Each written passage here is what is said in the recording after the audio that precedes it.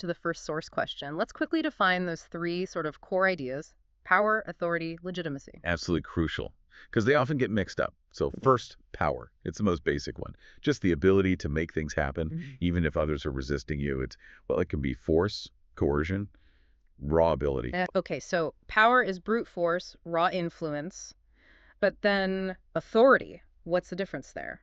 Authority is legitimate power. Hmm. Max Weber, the foundational sociologist, he defined it as the kind of control society accepts as, well, rightful.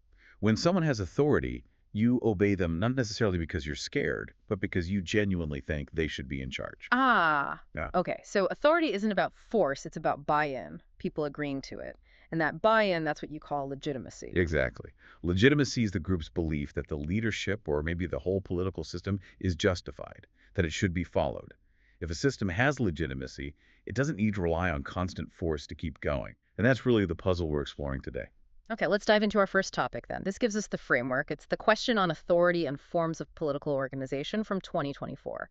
So where does that legitimate authority actually come from? Weber again gives us the classic answer. He talks about three types, like three hats a legitimate leader might wear. First, there's traditional authority. This is power that's accepted simply because, well, that's how it's always been done. Think of a hereditary king, maybe, or a chief who inherits his position. Okay, sounds stable. Maybe a bit inflexible, though. That's true, it can be. The second type is charismatic authority. Now, this is based purely on the extraordinary personal qualities of the leader, like a prophet, maybe a revolutionary hero, just someone whose personality is so compelling it inspires a massive following. That makes you wonder, if charisma is so powerful, does that mean, like, in a crisis, our modern states might temporarily lean towards that kind of leader, someone promising a dramatic fix? Oh, absolutely, it happens. Oh, But charismatic authority is inherently unstable. It often fades or disappears completely when the leader does, which is why the third type, rational legal authority, is so important for large-scale societies. It's based on formal rules, procedures, laws. You follow the rules because the law says so, not because the official is charismatic or inherited the job. Right. So let's connect that to the four types of societies Elman Service identified: bands, tribes, chiefdoms, states. Okay. In bands, authority is, well, totally informal. It's based entirely on consensus. Leaders, sometimes called headmen, might emerge based on skill or wisdom, but they don't have formal power. Think of the Kung San. Maybe the best hunter leads the hunt, but that's temporary. Then in tribes, authority is often achieved. Leaders like those big men that Marshall Solins talked about, they gain respect through bravery or maybe generosity, but they still can't really force obedience. Yanomami leaders mediate conflicts, for example. Got it. And then moving to chiefdoms, that's where we see a real shift, isn't it? Chiefs inherit formal authority, often it's seen as semi-sacred. Their power is traditional, tied to kinship, like those Trobriand Islanders chiefs managing trade and big rituals. Exactly. And finally, states are the culmination. They're built entirely on that legal, rational framework Weber described. Authority is bureaucratic, centralized. Power comes from the office you hold, not the person. The huge, centralized bureaucracy of the Inca Empire is a classic historical example of this. Really systematic. Right. And speaking of keeping people in line, let's move to the next question. This one is, discuss the mechanism of social control in different kinds of political systems, asked in 2022. Basically, how does society keep order, especially without, a formal police force? Yeah, it's amazing how much structure, police, courts, laws we seem to need today. Let's see how the simpler societies managed it, often just with, well, social pressure. In bands, the key really is informal control. If you try to hoard food or act too bossy, you're likely to face ridicule and ostracism. Public disapproval is powerful. Anthropologist Christopher Boehm actually called this the anti-dominance mechanism. The group actively pushes back against anyone trying to dominate. If you annoy people, they might just ignore you. Or, like the Inuit, they used song duels. Song duels, like public insult contests. Exactly, to settle disputes without violence. Pretty clever, really. That is fascinating. Okay, so in tribes, we start seeing a bit more structure through customary law. Yeah, unwritten traditional rules, and mediation by respected elders, or maybe those big men we mentioned. Among the Newers in Africa, for instance, if there's a homicide, it doesn't automatically mean execution or jail. It often involves cattle compensation paid to the victim's family. It's about restoring balance and stopping feuds from escalating. Right, restorative justice. Then in chiefdoms, control becomes more centralized. The chief enforces norms, often using religious justifications or taboos.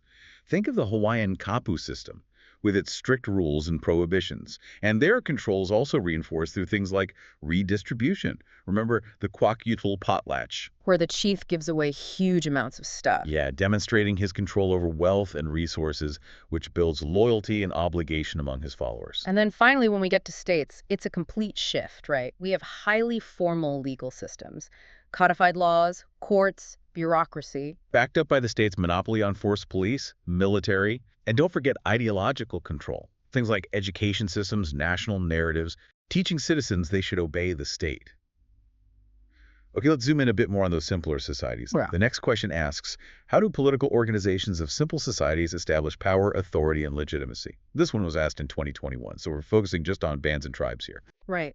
Since leaders in these groups can't really use formal force, their power seems to be all about relationships, influence. How do they build that up? Well, their power is definitely informal. It's distributed more horizontally, you could say. It's not about commanding people from on high. It's about guiding through personal influence, reputation, skill. Think about Chuhuansi elders. Their suggestions are often followed because the group trusts their experience and judgment. Decisions are usually reached by consensus. Okay. And the authority they have is it's accepted guidance based on things like wisdom, tradition, making sure the group survives. Exactly, and that ties directly into legitimacy. Legitimacy comes from the group believing a leader is acting rightly in the group's best interest. It's rooted in tradition, kinship, and importantly, ensuring the group's welfare. You know, if a Yanomami mediator successfully resolves a conflict, or if a newer elder ensures fair cattle compensation happens, that reinforces their legitimacy. In these societies, effective conflict resolution is legitimacy, in a way. Fairness equals stability. This next question from 2020 feels like a big jump into the modern world. How is the construction of power linked to the notion of conspicuous consumption and its impact on distributive justice? Okay, let's break that down. First, what exactly is conspicuous consumption? Right. It's a term Thorstein Veblen coined. It basically means spending money or acquiring luxury goods, primarily to display economic power, to show off status. Think about buying, I don't know, a ridiculously expensive car or massive house you don't really need. It's not about utility, it's about the display. And this is directly linked to constructing power. How does showing off your fancy stuff translate into actual power, though? Well, in a couple ways. First, it creates symbolic power. It signals that the wealthy belong to a separate, dominant social class. It uses material goods to create and reinforce social distance, social hierarchy. And second, it reflects underlying economic power. Holding that wealth allows them to differentiate themselves, which can deepen class divisions. Now, this has huge implications for distributive justice. Which is the idea of resources being shared fairly in society, right? Exactly. So when elites engage in really visible, lavish spending, it does a few things. It obviously diverts wealth and resources away from potentially meeting basic needs elsewhere in society. But maybe more subtly, as sociologist Juliet Shore pointed out, this kind of visible consumption intensifies perceived inequality. It can even fuel debt, as people lower down the social ladder feel pressure to keep up. Ultimately, it can breed resentment and lower social trust. It makes people question the fairness of the whole system. Okay, let's shift back to the tribal level now to tackle the 2018 question. How does customary law function in the tribal society? Discuss its different sources. Right. So customary law, these are the unwritten rules, deep traditions. How does the system actually work day to day to keep things orderly? It functions in several key ways, maybe most importantly for conflict resolution. Disputes are typically mediated by elders or councils, like the Manji among the Santhal people in India. They rely on tradition and past precedent. It also provides social control through sanctions. These aren't always punishments. They can be fines, like the Naga tribes imposing fines for damage to livestock, or even ostracism.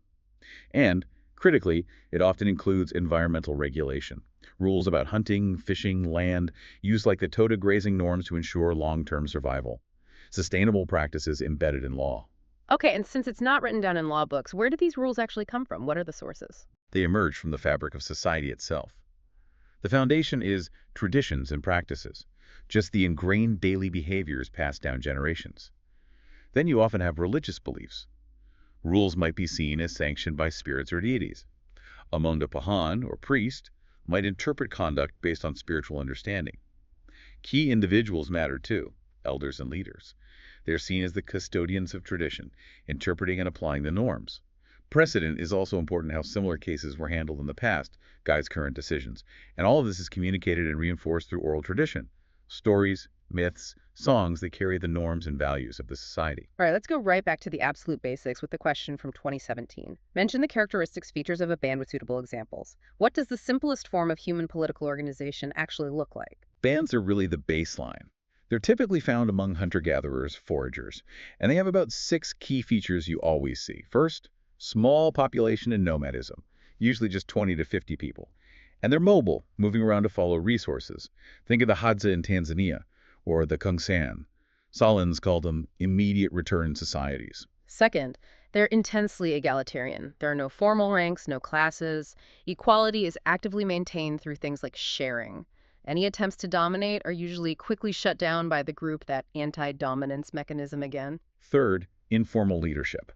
Leaders emerge based on skill, maybe in hunting or finding water, but they lead by persuasion, not force. Among the Mamuti Pygmies, for example, the person leading the hunt is just the best hunter at that moment. They have no special authority otherwise. Fourth, they're structured entirely around kinship. Family ties, both mother's and father's side, form the basic social and moral framework.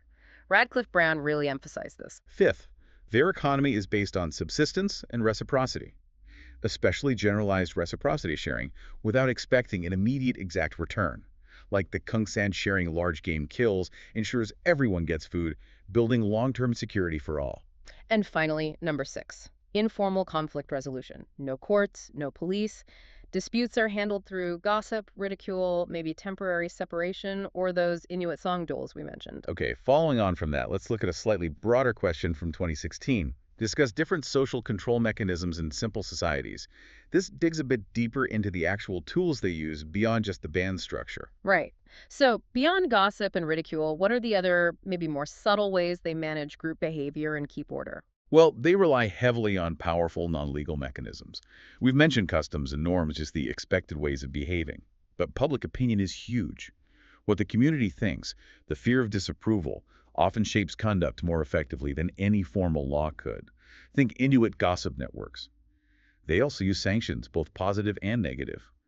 Rewards for approved behavior, like the prestige a Maasai warrior gets for bravery, and punishments for disapproved behavior, like avoidance or ostracism. And you mentioned religion earlier. How does that play into social control? Religion and supernatural beliefs often act as a kind of invisible police force. The fear of angering spirits, ancestors, or suffering from curses or witchcraft, like Zandi beliefs about witchcraft enforcing social obligations, can be a very powerful deterrent. Also, rituals and ceremonies are vital. They often serve to publicly reaffirm norms and restore social harmony after conflicts. Think of Ndembu reconciliation rituals. Interesting. So if someone breaks a rule, it's not just a legal issue. It's like the whole social and even spiritual fabric is involved in putting things right again. That's a great way to put it. The emphasis is often on social restoration, bringing things back into balance, rather than just punishment. Okay, let's shift gears now to a fundamental distinction. This one from 2014. Differentiate between state and stateless societies. This seems like a really core concept. It absolutely is. The difference boils down mainly to centralization and the monopoly on force. State societies are characterized by centralized authority, a formal government. They have defined territories, usually codified legal systems, social stratification, complex economies, often involving taxation, and crucially, the state claims the legitimate monopoly on the use of physical force within its borders. Right. Police, army, courts, and stateless societies. Bands and tribes, basically. Exactly. They are decentralized. Authority, such as it is distributed among kinship groups, maybe clans or local communities. Territories are often more fluid. They rely on customary law, not written codes. And they tend to be much more egalitarian, with subsistence-based economies. It's really the difference between, say, a village elder mediating a dispute based on tradition and a Supreme Court issuing a formal binding ruling backed by the power of the government. Okay, staying with simple groups for a moment, let's tackle the second part of the source material from 2014. Discuss the nature of law and justice in simple societies, citing suitable examples. Right. So if they don't have specialized police, judges, lawyers. How can we even talk about law and justice in those contexts? We can, because law doesn't have to mean written codes and courts. It's about having a recognized system of norms that are considered binding and are enforced, even if informally. That's customary law. It's often unwritten, transmitted orally, embedded in traditions like the newer system of cattle compensation for homicide we discussed. And the nature of justice is often different too. The focus is frequently on restorative justice. Bringing things back to balance rather than just punishing. Precisely. Reconciliation, restoring social harmony, making amends to the injured party or group, that's often the primary goal. Think of Maori Rahui ceremonies aimed at restoring community well-being after a transgression. And as for who administers this, there's usually a lack of specialization. Meaning everyone's involved. Often, yes, the community participates. There isn't a separate judiciary branch. Elders or respected leaders, like those Yanomami elders, act as custodians of tradition and interpret the customary law. And finally, there's often a sacred element. Breaches of norms aren't just offenses against people. They might be seen as offenses against spiritual forces, ancestors, or the cosmic order. We saw that with the Trobriand Islanders using magic as part of social regulation. The supernatural often backs up the social rules. Okay, almost there. Finally, we hit the 2012 source material, which asks for a straightforward comparison, band and tribal societies. Let's get a quick compare and contrast to wrap up this part of the evolutionary picture. Sure, they definitely have key similarities. Both primarily use kinship as their core organizing principle. Both are decentralized politically. Both tend to have subsistence economies, and both generally maintain an egalitarian ethos, resisting hierarchy. But the differences are important, mostly relating to scale and subsistence strategy. Size. Bands are tiny, maybe 20-50 people. Tribes can be much larger, hundreds or even thousands. Economy. Bands are typically foragers, hunter-gatherers. Tribes have usually shifted to horticulture, simple farming, or pastoralism, herding animals. Leadership. Band leadership is very informal, situational, based on skill, the headman idea. Tribes might have slightly more formalized, though still limited. Chiefs are those influential big men. Settlement. Bands are generally nomadic or semi-nomadic. Tribes tend to be more sedentary, living in villages due to their farming or herding base. All right, that was a lot of ground covered. Let's try to pull the key threads together now in a quick comprehensive recap. Think of these as the core takeaways for active recall. Good idea. Okay, first, the 4 types of political organization, services typology, band. Small, nomadic foragers, egalitarian, consensus-based leadership, tribe. Larger, horticulturalists, pastoralists, some achieved leadership, big men, still largely egalitarian, kinship-based segments. Chiefdom, larger still, surplus production, ranked society, inherited chief with real authority, redistribution important. State, centralized, bureaucratic, class stratified, uses legal rational authority, has a monopoly on force. Excellent. Second, authority itself. Remember, it's power that's accepted as legitimate, and it comes from 3 main sources, according to Weber. Traditional, based on custom, charismatic, based on leader's personality, and legal rational, based on formal laws and procedures. Third, social control in simple societies, bands and tribes. It's maintained largely through informal means. Things like kinship obligations, public opinion, gossip, ridicule, remember those Inuit song duels, customary law, and mediation focusing on restorative justice, not formal courts and police. Exactly. And fourth, that critical distinction, states versus stateless societies. The key difference is centralization. States are centralized, stratified, use codified law, and claim a monopoly on force. Stateless societies are decentralized, largely egalitarian, rely on customary law, and power is dispersed through kinship and community. Wow, that really was a journey through the ways humans have figured out how to live together and manage power. It's pretty amazing to see the range of solutions, isn't it? From sacred rituals and kinship rules all the way to, well, just gossip, managing to keep order. It really is. And what's fascinating, I think, is realizing that societies without formal laws or police aren't lawless. Their law is just embedded differently, woven into their culture, their kinship system, their survival strategies. It often works because everyone understands the need for harmony and buys into the system for restoring it. So, thinking about all this, what's the takeaway for you listening? Maybe next time you read about a new law being passed or you watch an election, think about where the authority really comes from in that situation. Is it pure tradition? Is it the leader's compelling personality? Or is it just the power vested in the office by the legal system? It's probably a mix, right? It often is. And here's a final thought to chew on, linking back to that conspicuous consumption idea. Final provocative thought. In our incredibly complex modern state societies with all the visible wealth and status displays, do you think control relies more heavily on the formal system, like the codified laws, the police, the courts? Or does the informal system, social pressure, status competition, keeping up appearances, actually play a much bigger role in keeping people in line than we usually admit?